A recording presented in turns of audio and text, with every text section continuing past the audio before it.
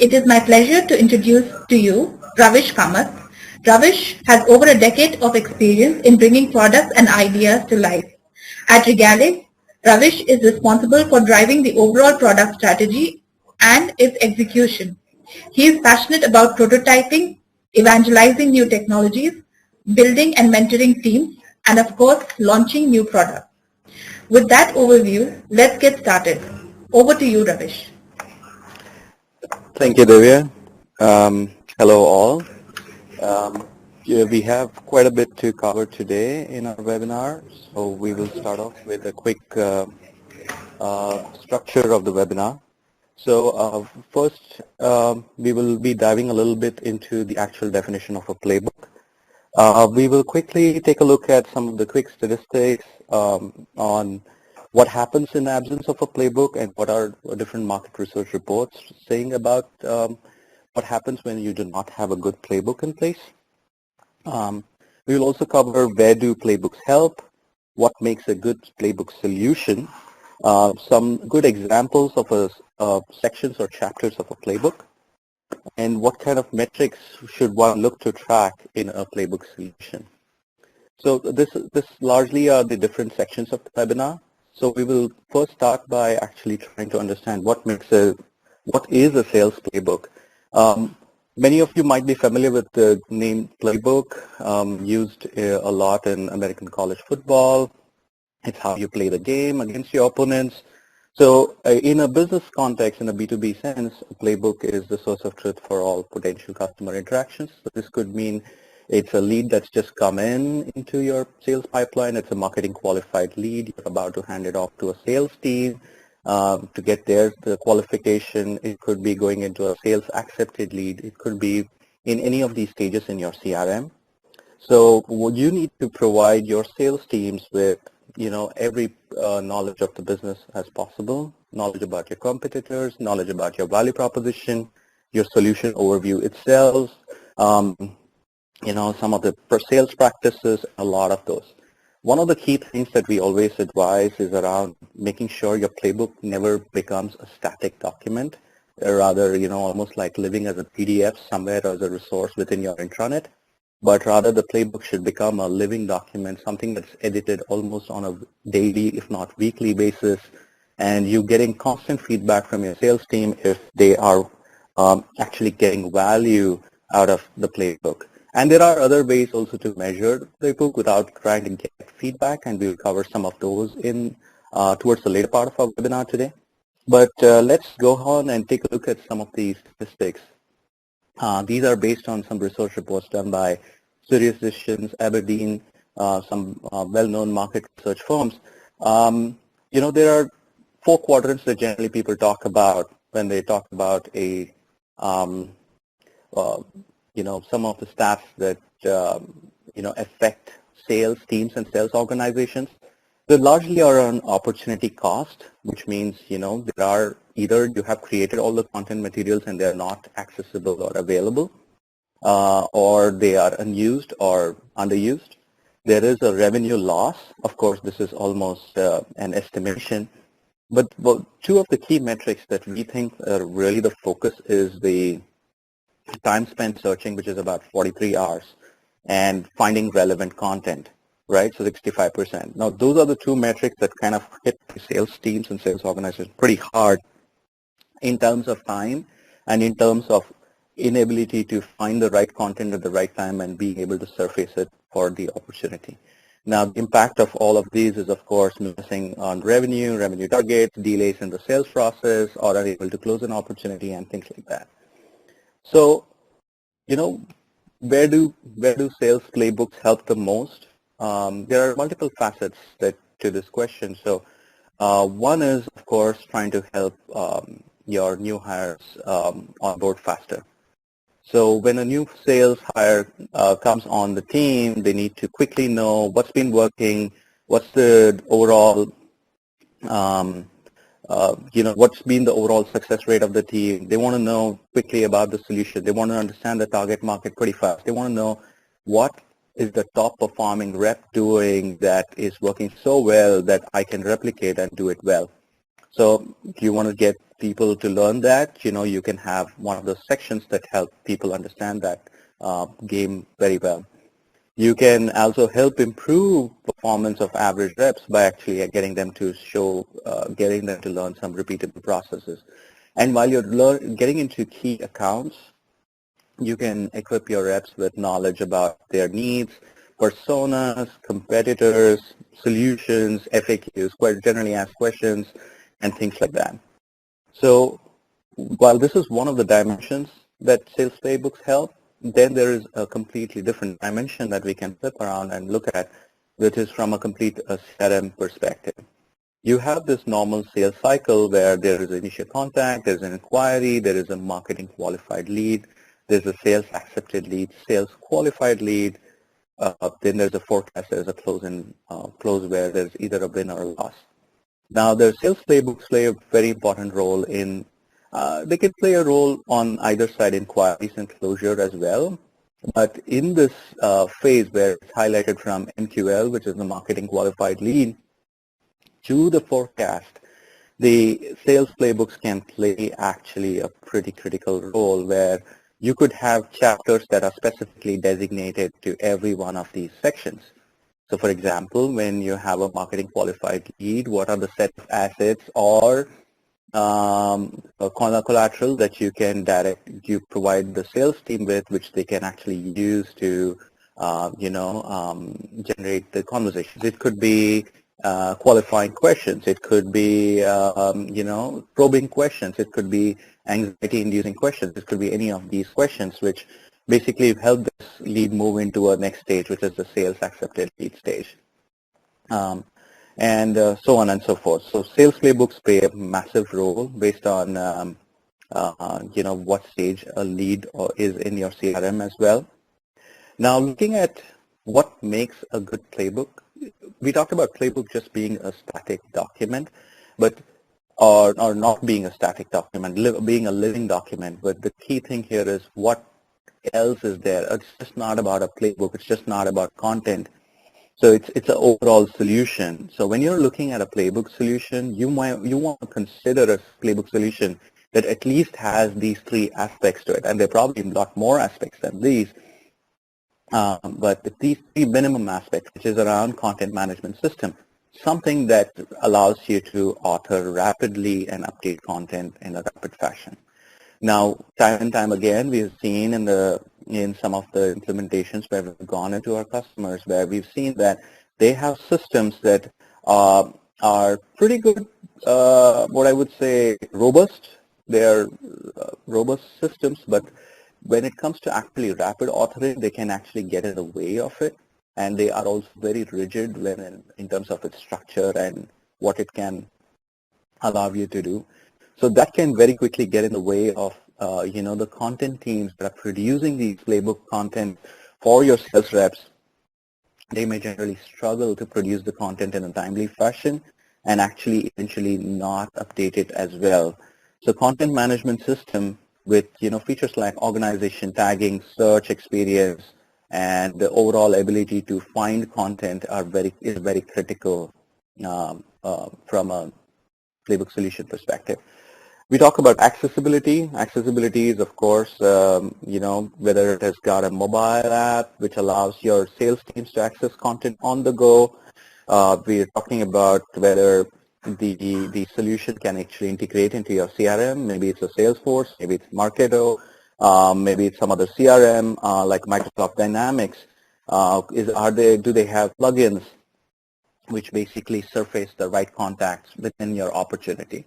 So imagine you're looking at an opportunity on your CRM in Salesforce, and you can automatically, based on the stage, the system or the solution can automatically suggest chapters of your playbooks or assets that it thinks are relevant to this specific opportunity, and you can actually send those assets over to the opportunity. The lead may actually find those interesting and may ask you for more questions. So things like that can easily help your overall sales process. Now, the last but not the least important piece is around reports and usage drivers.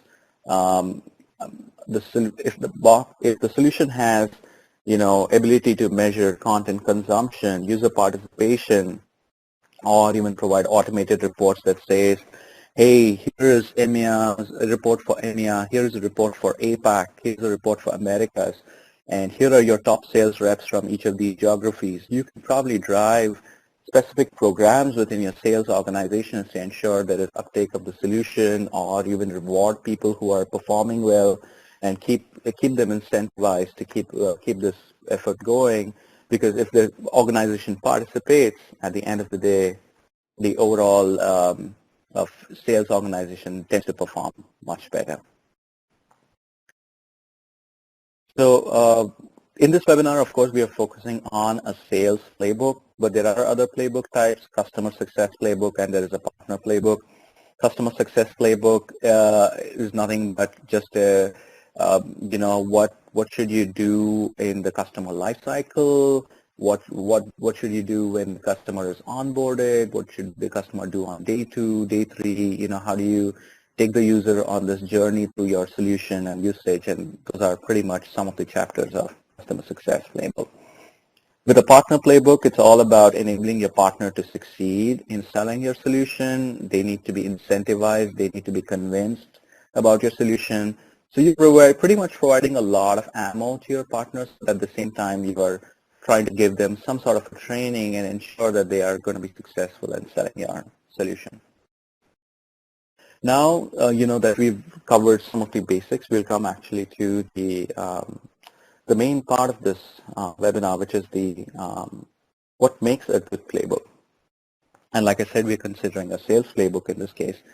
So over the last few years, we've seen a playbook have many types of sections. Now, there are, of course, playbooks that purely focus on a very CRM-specific style of addressing,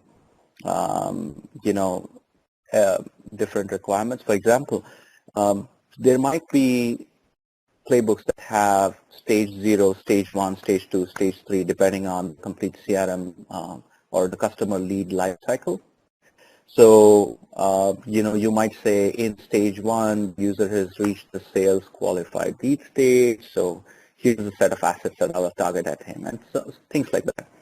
However, we tend to try to think of this kind of differently. We're trying to say we'll present a more holistic view of the overall company, and so we recommend generally a playbook that more or less looks something like this, which is try and give the sales reps different high-level areas that they can deep dive into themselves.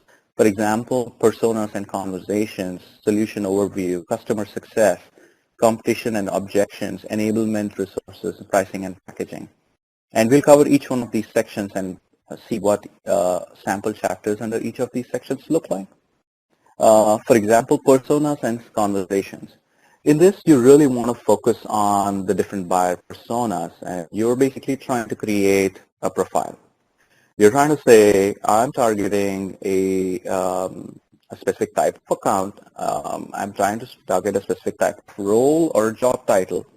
And here are their role-based priorities. Here are their pain points. Here are the solutions that they're looking for. So you basically want your sales reps to get into, to understand their persona, the buyer persona really well.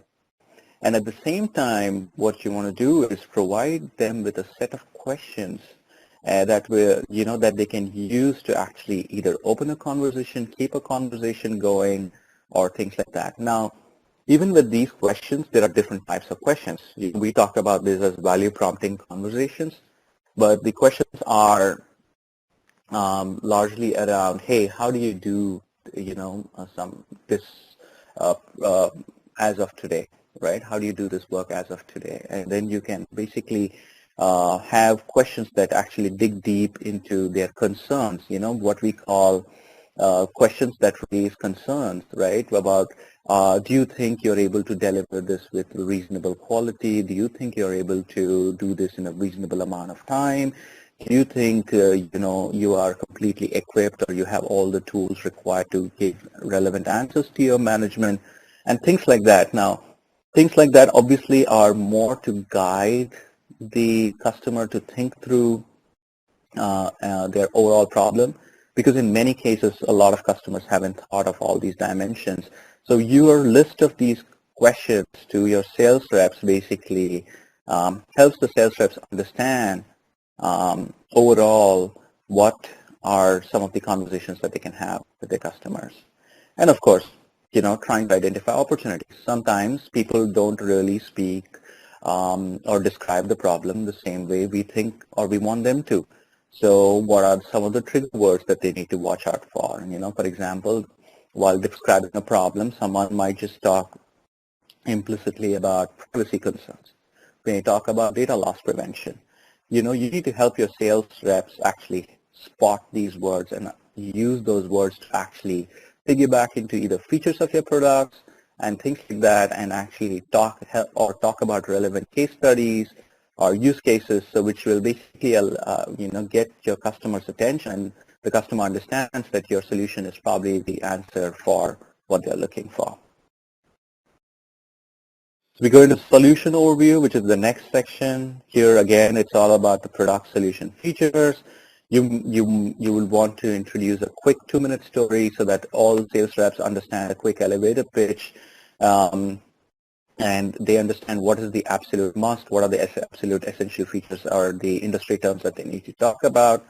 And then you need to talk about a little bit about the upsell and the integrations, which is, hey, we have consulting, we have services, don't worry about the rollout, things like that. And of course, frequently asked questions. Now, one of the most accessed chapters in any successful sales playbook is generally going to be a frequently asked questions. And this is probably going to be also the chapter that is modified on a continuous basis based on what the fields here. Someone has asked them, hey, do you integrate with, do you have SAML integration in your single sign-on infrastructure? If the sales rep doesn't know this, he finds it out from the product marketing team or the product management team. But then you need to actually update it here so that, when the next sales rep is going through the training or needs access to this content, he actually has that content available and he can answer the customer right away that, yes, we do. So solution overview, and then we come to the customer success. Obviously, any successful product, solution, service out there needs to have customer success stories. It'll help to actually divide these by vertical markets if you do have a vertical market play. So, for example, breaking it down by education, here breaking it down by retail, finance. And again, when you're talking about vertical markets, help your sales reps understand what is the affinity between a vertical market and your solution, and what is the unique value that your solution is bringing to a certain vertical market. And walk them or give them enough data as a part of these content or literature. Then there's of course success stories. What are the customer? What was his use? What was his pain point? What was the solution? It's almost like what was the impact you had on the customer? And of course, you basically have some sort of FAQ again, backing from the previous chapters. Competition and objections. Who are your key competitors? How do you win against them? What are their strengths and weaknesses? Some sort of analysis will help your sales reps understand your solution much better, understand how they can position some of these things better, and then of course comes objection handling. Now, objection handling has got interesting ways that I have seen people do this. People generally have almost like a table where they say that customer objects this way and this is our response. While that's one of the ways to actually do it, we have also seen people actually have these persona-based role plays where it's actually almost like a tree, where they take a user down or a sales rep down a complete tree where they say, when customer says X, you respond with Y. And then to that Y, the customer always has a response or a counter, which is Y dash or Y or Z. And, and it's a whole tree where you respond back this way. So there are people who create multiple formats for objection handling where, you're basically guiding the sales rep through how to say, how to handle some of these scenarios. For example, if a customer sales rep, if a sales rep is talking to customer and is talking about a bring your own device kind of a management solution, and someone says, I really don't need it, then the sales rep can basically talk about some of the metrics that how almost every employee right now owns a smartphone, and they mostly will have access to it at the workplace, and it's very hard to keep those out and things like that. And and that those answers can keep going back and forth. So the objection handling goes a long way in increasing the confidence of your sales rep to face the situation, and is one of the, again, key chapters within a sales playbook. And of course, trying to reiterate your key differentiators, summing up your key differentiators again in an overall matrix to your sales rep, so that that is kind of enforced in their minds when they go to sell. Enablement resources, lots of demos, lots of videos, lots of walkthroughs, webcasts, anything that's an asset that they can use to basically understand the features, benefits of your product, and these all have to be bite-sized. They need to be, for example, having a 45-minute video may or may not help you. Generally, we see does not help you. You want to create bite-sized assets that sales reps can consume and actually use in their proper situations, and even share it with customers potentially. Again, give them pointers to where your sales asset repository is, what's the give them access to cheat sheets, brochures, data sheets, white papers, all of that from a single place. Last but not least, which is the pricing and packaging section of your playbook. And generally, when a company is selling a lot of products, now this is simpler for a company that is selling just one version of the product, or a product that has, let's say, 3 or 4 editions, but it's still essentially the same product. But for a company that has got more of a complex offering, which has got a lot more suites in it, there are a lot more components that can be brought together to build a different solution. Generally, you want to list your SKUs, you want to list your pricing, you want to list their effective dates, what is the end of availability information, and also what you want to do is give the sales teams a clear-cut view of what consulting, professional services, and negotiation boundaries are, because this will always help them negotiate and always communicate the right information to the customer. And of course, clearly showing what the packaging looks like, whether it's through diagrams or through a matrix, again, saying that this package, which is this suite, which is made of these components, will address these solutions, and this is being sold at this price with these versions and things like that. This is really the pricing and packaging section. So we talked initially about what makes a good playbook solution. We talked about using reports and as a usage driver. So this is just a sneak peek at a report that's generated by CRM. You'll see, at a very high level, there are metrics that track visitors, views, completion rate, and time on site. Now, this is assuming that this site is a playbook solution site. Your sales reps are logging in every day on a weekly basis to access content, understand your product, and things like that. So you're really trying to understand how many people are logging in, what are they seeing, is the content effective, are they spending time on the site, and things like that. So 4 sections really. We have KPIs, then we have top users, which basically show your top sales reps, who are field reps or field sales agents who are consuming your content. You have trending chapters so that you understand what content is really working with your reps.